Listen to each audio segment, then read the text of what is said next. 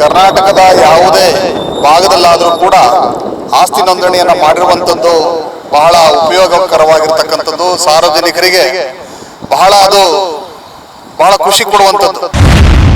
ಕೃಷ್ಣ ಬೈರೇಗೌಡರು ಮಾನ್ಯ ಕಂದಾಯ ಸಚಿವರು ಬಹಳ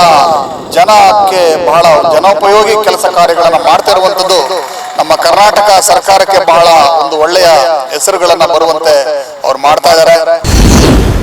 ಮತ್ತೆ ಆಸ್ತಿಯ ಆರ್ ಟಿ ಸಿ ಜೊತೆಗೆ ಆಧಾರ್ ಕಾರ್ಡ್ ನೋಂದಣಿ ಜೋಡಣೆಯನ್ನು ಮಾಡಿರುವಂಥದ್ದು, ಯಾವುದೇ ಒಂದು ಮೋಸ ಆಗುವಂಥದ್ದು ಅದನ್ನು ತಪ್ಪಿಸುವಂತಹ ಪ್ರಯತ್ನವನ್ನ ಮಾಡಿರುವಂಥದ್ದು ಬಹಳ ನಮ್ಮ ಕಾಂಗ್ರೆಸ್ ಪಕ್ಷದವರಾದ ನಾವು ಅವರಿಗೆ ಬಹಳ ತುಂಬುವುದೇ ಧನ್ಯವಾದಗಳನ್ನು ಹೇಳ್ತೀವಿ.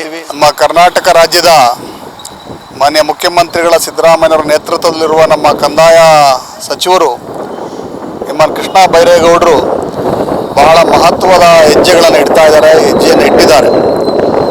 ಕರ್ನಾಟಕದ ಯಾವುದೇ ಭಾಗದಲ್ಲಾದರೂ ಕೂಡ ಆಸ್ತಿ ನೋಂದಣಿಯನ್ನು ಮಾಡಿರುವಂಥದ್ದು ಬಹಳ ಉಪಯೋಗಕರವಾಗಿರ್ತಕ್ಕಂಥದ್ದು, ಸಾರ್ವಜನಿಕರಿಗೆ ಬಹಳ ಖುಷಿ ಕೊಡುವಂಥದ್ದು.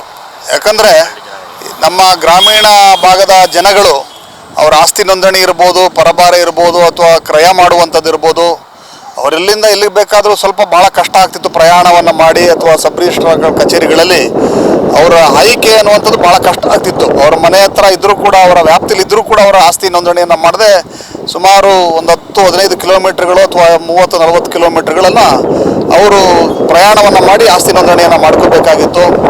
ನಮ್ಮ ಕೃಷ್ಣ ಬೈರೇಗೌಡರು ಮಾನ್ಯ ಕಂದಾಯ ಸಚಿವರು ಬಹಳ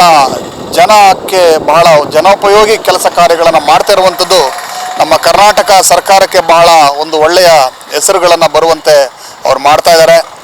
ಮತ್ತು ಆಸ್ತಿಯ ಆರ್ ಟಿ ಸಿ ಜೊತೆಗೆ ಆಧಾರ್ ಕಾರ್ಡ್ ನೋಂದಣಿ ಜೋಡಣೆಯನ್ನು ಮಾಡಿರುವಂಥದ್ದು, ಯಾವುದೇ ಒಂದು ಮೋಸ ಆಗುವಂಥದ್ದು ಅದನ್ನು ತಪ್ಪಿಸುವಂತಹ ಪ್ರಯತ್ನವನ್ನು ಮಾಡಿರುವಂಥದ್ದು ಬಹಳ ನಮ್ಮ ಕಾಂಗ್ರೆಸ್ ಪಕ್ಷದವರಾದ ನಾವು ಅವರಿಗೆ ಬಹಳ ತುಂಬುವುದೇ ಧನ್ಯವಾದಗಳನ್ನು ಹೇಳ್ತೀವಿ.